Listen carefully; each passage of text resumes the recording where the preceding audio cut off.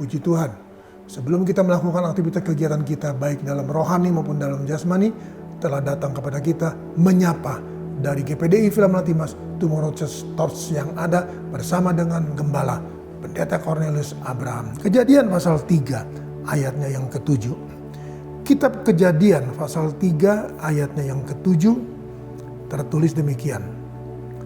Maka terbukalah mata mereka berdua dan mereka tahu bahwa mereka telanjang. Lalu mereka menyemat daun pohon ara dan membuat cawat. Saudara-saudara, ketika mereka sadar mereka telah melanggar firman Allah, mereka telah melanggar peringatan Tuhan Allah, maka saudara mereka tahu mereka telah telanjang. Kenapa saudara? Karena tidak ada lagi saudara kemuliaan yang menyelimuti mereka, saudara. Dan mereka saudara, bagaimana saudara untuk saudaraku membuat saudara mereka itu saudara tidak lagi malu saudaraku, maka mereka katakan ini, mereka menyemat daun pohon ara dan membuat cawat. Saudara kasihan, mereka menyemat daun pohon ara dan membuat cawat. Saudara. Ini lambang apa saudara? Mari, Yesaya 64. Kitab Nabi Yesaya pasal 64, kita membaca ayatnya yang ke-6. Kitab Nabi Yesaya pasal 64 ayatnya yang ke-6 tertulis demikian. Demikianlah kami sekalian seperti seorang najis, dan segala kesalahan kami adalah seperti kain kotor.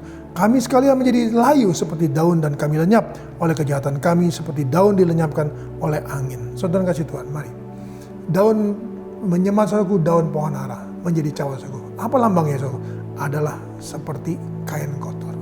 Segala dikatakan seperti seorang najis, dan segala kesalehan kami saudaraku seperti kain kotor.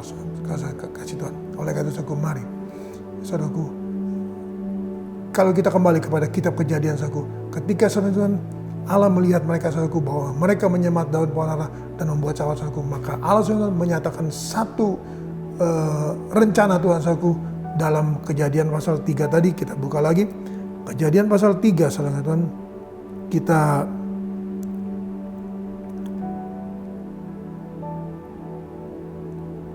ayat yang ke-21 kita baca.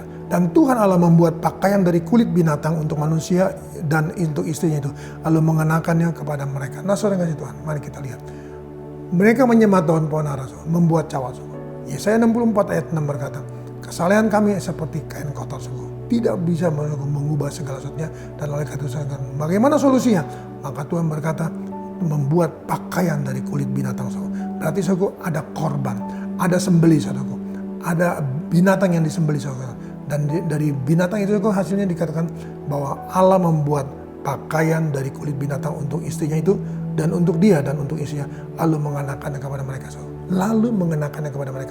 Mari saudara, anugerah Tuhan diberikan, kasih karunia diberikan, keselamatan saudara dijanjikan, dan saudara kita bisa menerima itu semua hanya dengan saudaraku kita menerima Yesus sebagai Tuhan dan Juru Selamat pribadi kita, saudaraku. Karena dia sudah seperti binatang saudaraku yang dikorbankan, dia sudah mati atas kita saudaraku di atas kayu salib, dan saudaraku kita harus saudaraku mau mengenakannya. Mengenakan apa saudaraku?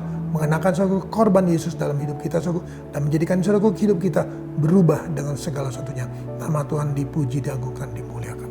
Dalam Injil Lukas pasalnya yang ke-18, Injil Lukas pasal 18 ayatnya yang ke-9. Lukas pasal 18 ayat 9 tertulis demikian. Dan kepada beberapa orang yang menganggap dirinya benar dan memandang rendah semua orang lain, Yesus mengatakan perumpamaan ini. Ada dua orang pergi ke bait Allah untuk berdoa. Yang seorang adalah Farisi dan yang lain pemungut cukai. Orang Farisi itu berdiri dan berdoa. Orang Farisi itu berdiri dan berdoa dalam hatinya begini, ya Allah, aku mengucap syukur kepadamu karena aku tidak sama seperti orang lain, semua orang lain. Bukan perampok, bukan orang lalim, bukan bezina, bukan juga seperti pemungut cukai ini. Aku berpuasa 2 kali seminggu, aku memberikan 1/10 dari segala penghasilanku. Tetapi pemungut cukai ini itu berdiri jauh-jauh, dan bahkan ia tidak berani menengadah ke langit, melainkan ia memukul diri dan berkata, ya Allah, kasihanilah aku orang berdosa ini. Aku berkata kepadamu, orang ini pulang ke rumahnya sebagai orang yang dibenarkan Allah, dan orang lain itu tidak. Sebab barang siapa meninggikan diri, ia akan direndahkan, dan barang siapa merendahkan diri, ia akan ditinggikan. Nah saudara kasih Tuhan, tadi kita sudah awali saudaraku dengan daun pohon ara. Kita juga saudaraku sudah dinyatakan bahwa ada korban yang disampaikan, ada korban Yesus dari kayu salib saudaraku. Dan saudara, kita diberikan contoh seorang Farisi dan seorang pemungut cukai. Orang yang sombong, orang Farisi, Tuhan berkata tidak layak, engkau tidak berkenan. Kenapa? Karena dia sombong, saudara. Dia menganggap yang lain itu rendah. Kebenaran dirinya dia pertahankan. Kebenaran dirinya ingin dipuji. Kebenaran dirinya ingin dilihat. Tetapi Allah berkata, engkau tidak layak dan tidak berkenan. Mari saudara, kita hidup dalam kebenaran firman Allah. Kita hidup menjadi seorang pelaku daripada firman Allah. Kita datang dengan merendahkan diri dan hati kita, maka saya yakin percaya, berkat Tuhan atas kita semua yang ada. Kita datang pada Tuhan dalam nama Tuhan Yesus. Kembali hamba-Mu datang padamu, berdoa dan menyerahkan semua kawanan domba dalam tangan-Mu. Dengan segala aktivitas kegiatan kami semua yang ada, hamba serahkan dalam tangan-Mu. Berkati mereka, sertai mereka, lindungi mereka, kuasai mereka. Perjalanan mereka lakukan Tuhan sertai, dan segala sesuatu yang mereka lakukan diberkati oleh Tuhan. Anak-anakku yang sekolah, anak-anakku yang kuliah tetap Tuhan tolong. Perjalanan mereka Tuhan tolong. Setiap kendaraan mereka tumpangi Tuhan kawali dengan pasukan mereka Tuhan. Dan juga kemanapun mereka pergi, dimanapun mereka berada, pernyataan Tuhan dan perlindungan Tuhan nyata dalam bagi mereka semua yang ada. Kami ucap syukur, terima kasih untuk semua ini. Hamba berkati mereka dalam nama Tuhan Yesus Kristus. Haleluya. Amin. Tetap semangat, jangan kendor.